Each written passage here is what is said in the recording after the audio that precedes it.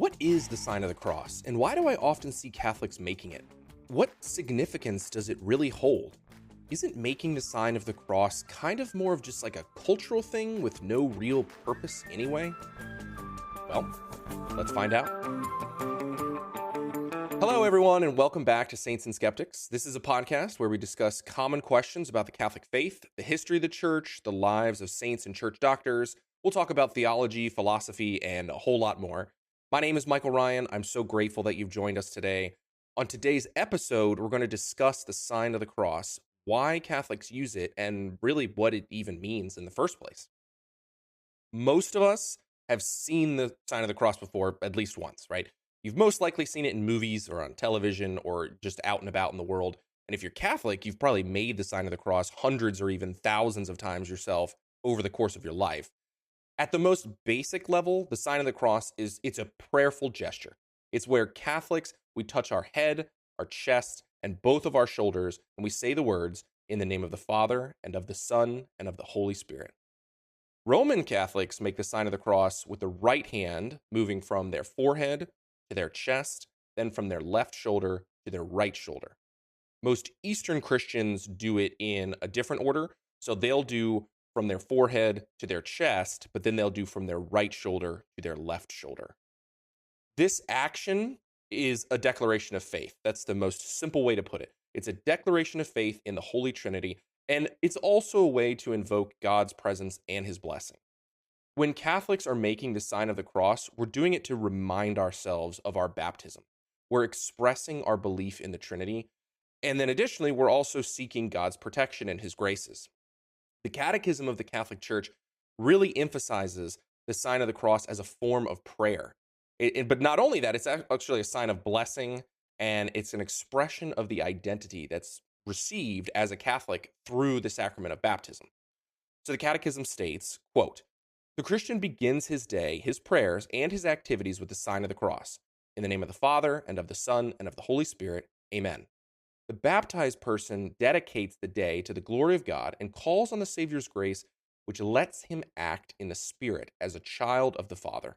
The sign of the cross strengthens us in temptations and difficulties, end quote. So additionally to this, the sign of the cross is an important part of Catholic liturgical celebrations. It's used at the beginning of the Mass, it's used at the end of the Mass, it's used during blessings, it's used at the beginning of certain prayers, in the administration of sacraments. So just a couple different examples here. So when the priest opens and closes the celebration of the Eucharist, they use the sign of the cross.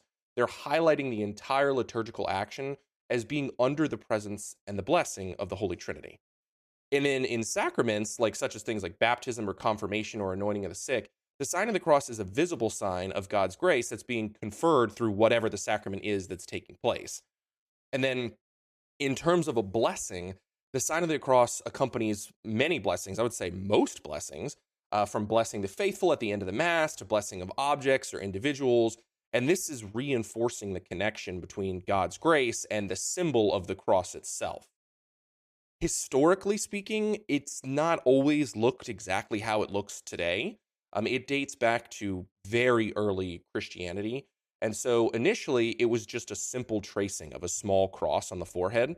And so in the 3rd century, Tertullian, who was an early Christian theologian, he wrote this short treatise that he titled De Corona. And there's a chapter in there where he actually specifically mentions this. So in chapter 3, he says, quote, "At every forward step and movement, at every going in and out, when we put on our clothes and our shoes, when we bathe, when we sit at the table, when we light the lamps, on the couch, on seat, in all the ordinary actions of daily life, we trace upon our forehead the sign," end quote.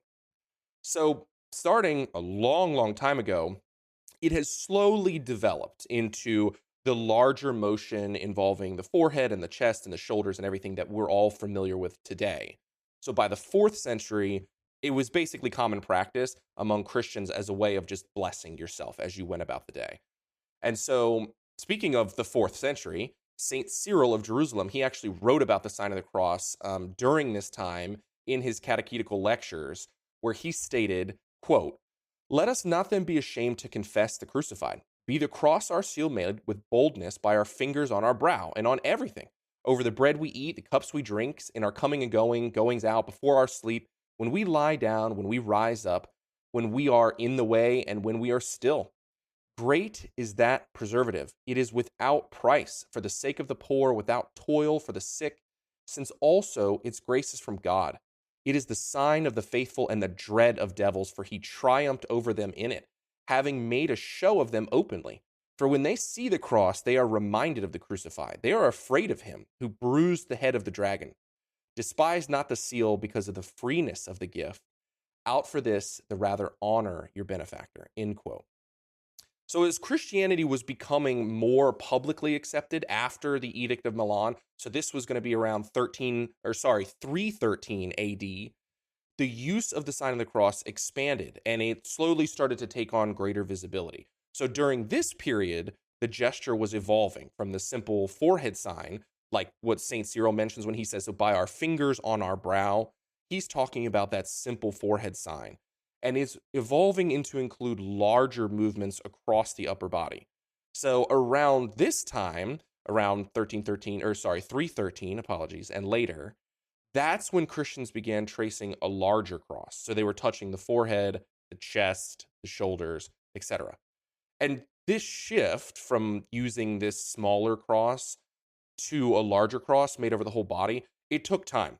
So during the medieval period, both of these forms of the gestures were prominent. It's not like overnight you stopped just tracing the cross on your head and you moved over to the larger sign. It definitely took a long period of time for this to kind of work its way in. So as an aside here, if you're Catholic or if you've participated in the Mass recently, then you've seen that both of these practices are still in effect even to this day. So specifically, we use the older tracing of a small cross before the gospel readings, and then the larger cross throughout the remainder of the Mass, which, when you think about it, is actually pretty cool to think that, for thousands of years now, we've been using both of these signs, and even to this day, we still do in many ways. If we're skipping forward in history a little bit here from medieval times to the Renaissance and then even into the Reformation periods, we would fall somewhere around the 16th to 18th centuries. The use of the sign of the cross was starting to be reinforced as a distinctive mark of Catholic identity. So this was especially in opposition to the Protestant reformers who either minimized the use of it or just rejected it completely altogether. With the rise of Protestantism, the use of the sign of the cross, especially publicly, became ever more important for Christians. So much so that during the Council of Trent, the gesture was affirmed and upheld as a sign of the believer's faith in the Trinity and crucifixion of Christ. And the Catechism of the Council of Trent explicitly stated that the sign of the cross should be made before any major action, any prayer, reinforcing that this was an incredibly important part of Catholic spiritual life. Then that would take us, all the way to today, where the sign of the cross remains obviously incredibly important. It's used constantly in the Catholic faith, among other faiths as well, or among other Christian denominations, I should say. But it has really been ingrained into the life of Catholics and the faith as a whole.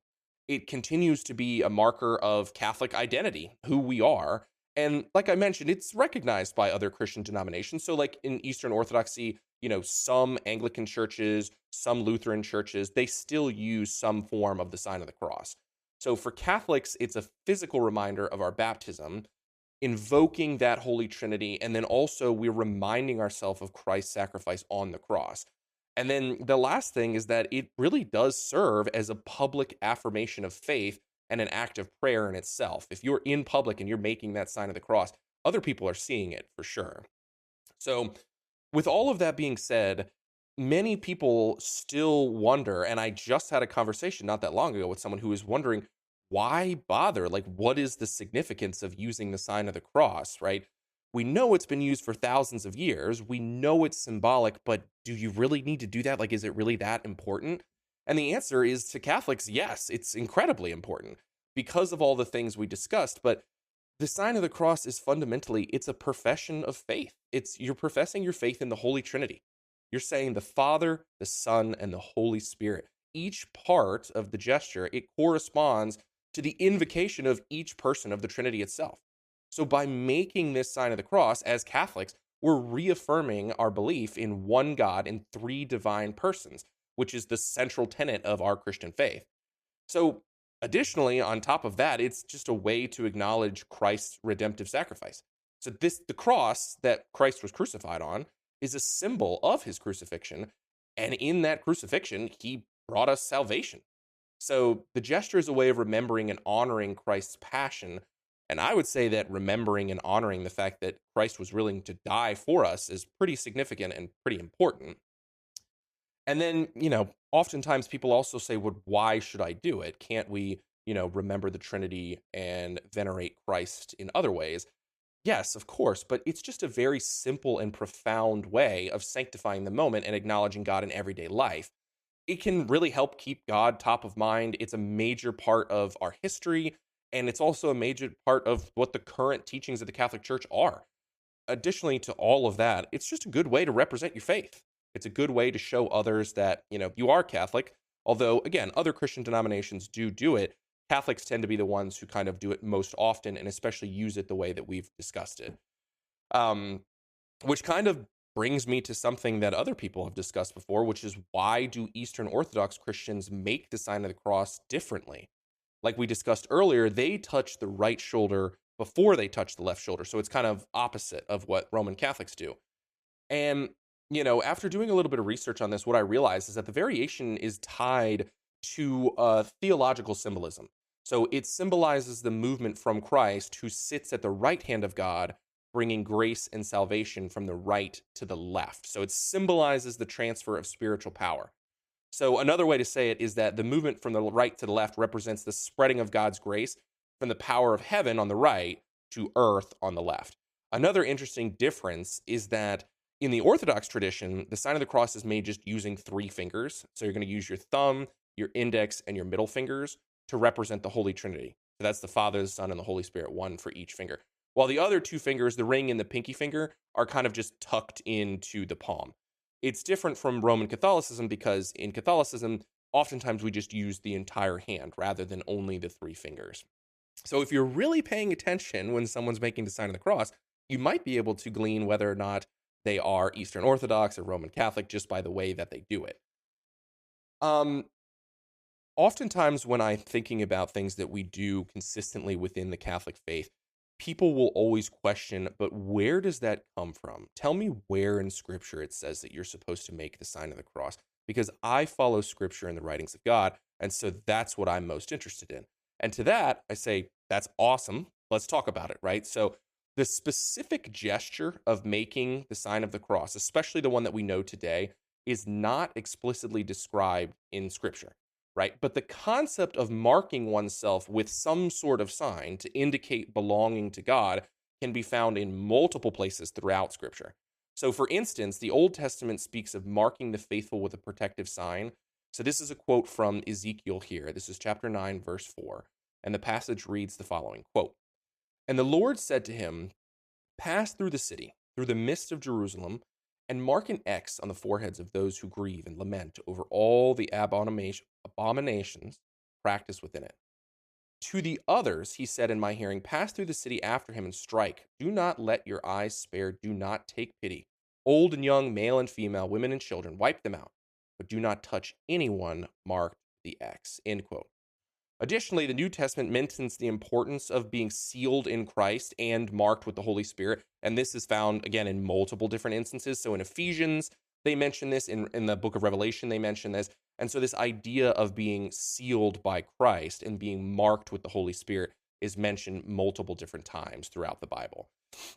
So I suppose it depends on how particular you're trying to get, because no, from my understanding, there's nowhere in Scripture where they say, you start at the forehead, then you go to the chest, you go to the left, the right. Like, that is not expressly stated throughout Scripture, but there are so many instances in Scripture where they do talk about using some form of a protective sign, and even, again, being marked with an X or being marked with some sort of cross. They mention that many, many times in Scriptures. The last thing that I wanted to say about that too was that oftentimes I've heard Christians or even Catholics mention that the sign of the cross is basically only for formal prayers, or it's only used during Mass.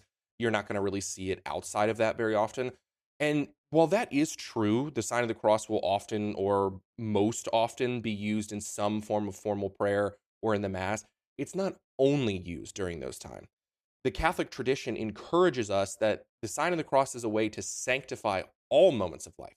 It's not just for formal prayers.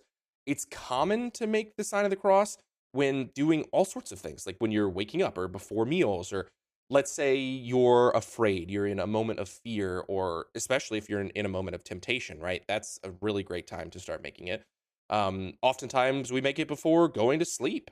And so the practice stems from a belief that all aspects of life should be dedicated to God. It's not just formal acts of worship. You can use it all the time, and you should. And as we mentioned earlier in the show, Tertullian noted that early Christians made the sign of the cross in various daily activities, recognizing that there is a continual need for God's grace. And so think about how many hundreds, over thousands of years now it's been since he wrote that down, and we're still using it the same way that we did back then today. So, in a nutshell, the sign of the cross, it's incredibly important. It's not only a Catholic gesture, but it's a Christian gesture across multiple different denominations. In Catholicism, we use it to remind ourselves of the sacrament of baptism. We are expressing our belief in the Trinity, the Father, the Son, and the Holy Spirit.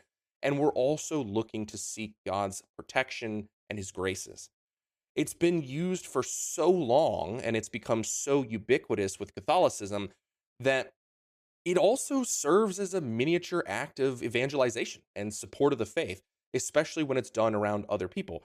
You never know by doing it in front of someone that it might spark up some sort of conversation where they ask you about it, and maybe you can tell them a couple things you learned in this episode about where it came from or why we use it. And so from the smallest prayer to the most important liturgy, the sign of the cross, it can be found used daily across the entire globe by millions of Catholics and Christians alike.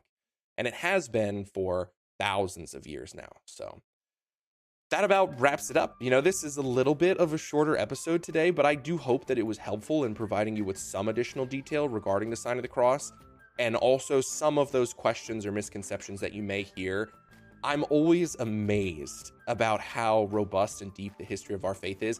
I get incredibly excited that I have this opportunity to share the history with you all. It is so crazy to read that thousands of years ago, the way that this sign was being made is very similar, if not even identical, to the way that we're doing it today.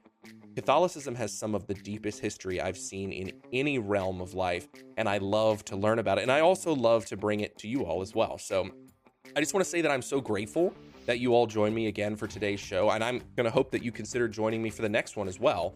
Please know that I am always praying for you every day before we do these recordings. We start with a prayer, and in those prayers, we pray for all of the people listening. So whatever you're going through, whatever you're suffering from, we're praying for you. We're here with you. And please know that God is calling you. He's calling you in his own special way. He's calling you to grow closer to him. He's calling you to experience his love, experience his mercy in whatever way that is. So let me leave you with a blessing. May the Lord bless you, and may he keep you. May his face shine upon you and be gracious to you. And may he look upon you kindly, and may he give you peace. Have a blessed day. Thank you so much for listening, and I'll see you in the next episode.